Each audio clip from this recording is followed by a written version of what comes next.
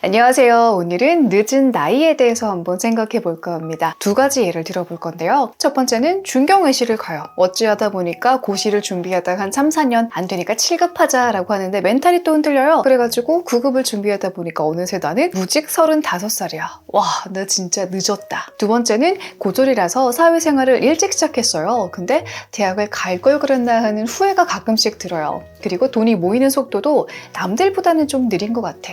그리고 꼬이는 이성도 그렇게 썩 마음에 들지 않아. 나 다시 시작하기엔 너무 늦었나? 이거 말고도 뭐 하기에 늦은 나이, 난 너무 늦었다, 이렇게 느껴지는 일들 굉장히 많아요. 근데 저는 늦은 나이라는 건 없어 라는 그 말은 사실 거짓말이라고 생각해요. 사실 늦은 건 늦은 거죠. 왜냐하면 분명히 빠른 나이에 뭔가를 이뤄낸 사람들이 있기도 하고 어떤 나이 또래에 어떤 것을 하고 있다는 평균 값이라는 값 자체는 존재를 하는 거니까. 여기서 나는 늦은 거 아닌데? 라고 정신승리를 해버리면 이것도 사실 걱정이 되는 게, 속으로는 나도 이게 아닌 걸 알아서 자신감이든 안도감이든 이게 금방 사그라들고, 또 그냥 주변을 둘러보고 SNS를 보면 누가 봐도 빠른 나이에 빠른 속도로 잘하고 평균적인 사람들 굉장히 많으니까 이게 굉장히 금방 사그라들게 되어 있어요. 그러니까 늦은 건 늦은 거예요. 30살인데 직업이 없어요? 그러면 사실 늦은 거예요. 대졸 친구들도 25부터 안정된 직장을 갖고 있는 친구들도 있고, 아니면 30살인데 직원을 고용하고 있는 사장님들도 분명히 있고 많고 찾아보기 쉽잖아요. 그런데 중요한 건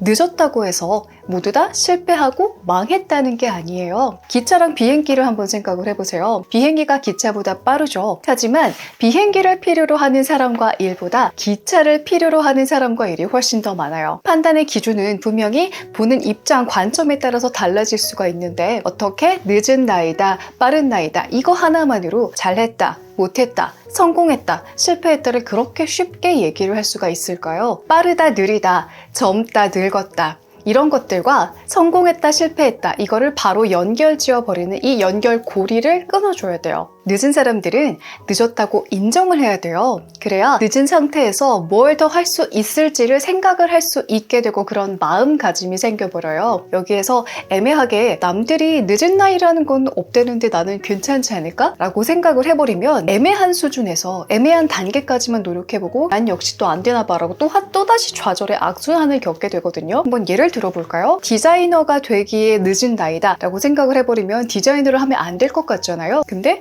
늦은 나이임에도 디자이너가 되고 싶다면 늦은 나이에도 할 수 있는 디자이너의 종류는 뭐가 있지? 늦은 사람들에게 더 쉽게 가르쳐주는 교육 코스는 뭐가 있지? 이런 것들을 생각을 해보게 되는데, 뭐 하기에 늦은 나이야 라고 자기 스스로를 규정을 해버리고 거기에 머물러 있으면 아무것도 못하게 되는 거예요. 평균값이라는 건 존재할 수밖에 없어요. 근데 평균이라는 게 다수일 수도 있겠지만 어쨌든 그보다 큰 수, 작은 수가 분명히 존재를 하는 거잖아요. 어차피 평균이라는 값이 있다면 내가 조금 더 작은 수에 해당할 수도 있을 텐데 그게 그렇게 나쁜 건 아니라는 거죠. 한국 사람들이 특히나 이야기하는 그런 평균적인 나이라는 것은 어쩌면 평균보다는 중간값에 가까운 개념이 아닐까 하는 생각도 들어요. 남들보다 조금 늦거나 남들보다 조금 빠를 수도 있겠지만 그것이 전부를 다 재단할 수는 없다는 생각을 꼭 했으면 좋겠어요. 다시 한번 정리해보자면 늦은 나이는 늦은 거예요. 늦었다는 건 팩트죠. 근데 팩트에 무너지지 마세요. 팩트라는 핑계로 내 마음가짐을 무너뜨리지 마시고요.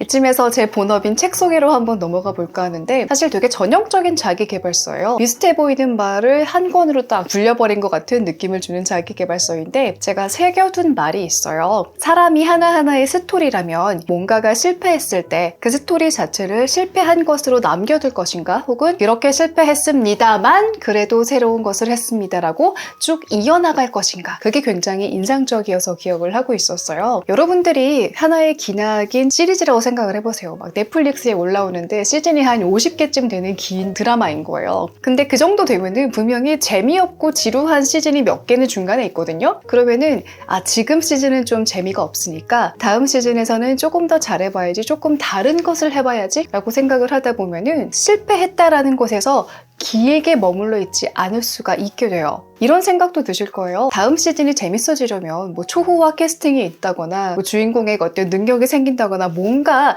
돈이 들어가고 노력이 필요한 뭔가가 필요할 것 같은데 사실 다음 시즌이라는 거는 달라지면 되는 거거든요. 이게 막 엄청 거대한 뭔가가 추가되는 게 아니라 조금씩 달라진다는 변화의 개념으로도 충분히 우리가 느낄 수 있는 인생의 만족도가 달라질 수가 있을 거예요. 정리해보자면 늦은 나이라는 거 늦었다고 쿨하게 인정을 하고 늦었다고 해서 나쁘다, 망했다 라고 생각하지 않고 나는 늦었으니까 뭘 할 수 있을까? 늦은 사람들이 뭔가를 새로 시작하는 법을 알아보고 찾아보면 돼요. 막연하게 뭐가 되어야지 라는 것보다 내가 지금 할 수 있는 것들이 늘어나고 쌓여가면서 확실히 지금과는 다른 것들을 생각할 수 있게 될 거라는 이야기입니다. 여러분들은 한 50개 정도 되는 시즌 중에서 몇 번째 시즌에 와 계신지 그리고 다음 시즌에서는 과연 지금 가지고 있는 불안정이라는 커다란 이 마음을 조금 더 안정감 있는 상태로 큰 변화를 가져올 수 있을지 자신감을 좀 가지고 내년 계획 세우실 때 반영을 했었으면 좋겠습니다. 오늘 얘기는 여기까지 할게요. 저를 처음 보신 분들은 구독하기 잊지 마시고요. 우리는 자주 만납시다. 안녕!